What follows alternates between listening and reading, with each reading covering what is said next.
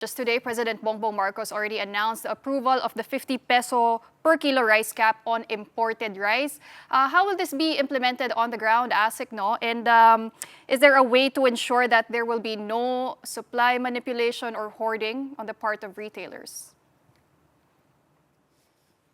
Nagpapasalamat tayo sa Pangulo at nakonsidera yung ating proposal at na-endorso rin ng National Price Coordinating Council doon sa 50 peso price cap ito ay para lamang sa premium imported rice kasi itong mga bigas na nandito sa ngayon nabili nung dumating kasama na yung cost of freight, yung peso dollar exchange rate saka yung halaga nung in-import ito.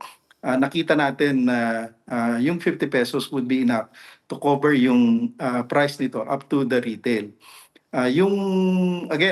Imported lamang ito. At in terms of sa implementation, of course, katuwang natin dito ang mga lokal na pamahalaan, ang Department of Trade and Industry, at saka yung mga market master ng mga LGUs. Sa implementation, of course, yung ating AMAS team will also be the one leading this on the ground. Pero how sustainable is that, ASIC, no? Given the global pressures? Nabanggit na nga natin the weaker peso. Today, it hit another all-time low.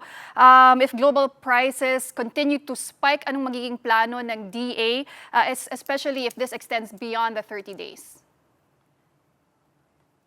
For a very short period of time lang naman ito, 30 days.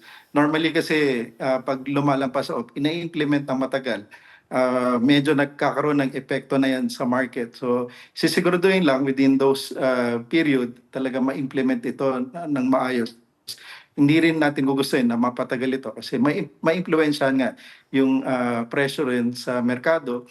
At you're correct in saying, ngayon tumataas yung dollar, nasa 60.6 na plus yung freight cost makaka-apekto. So, we'll review it after siguro 15 and 30 days.